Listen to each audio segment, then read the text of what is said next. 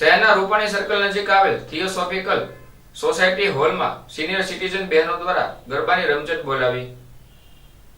1947 થી કમળાબેન ઠક્કર દ્વારા રચાયેલ સ્ત્રી શક્તિ મંડળમાં દરરોજ બહેનો દ્વારા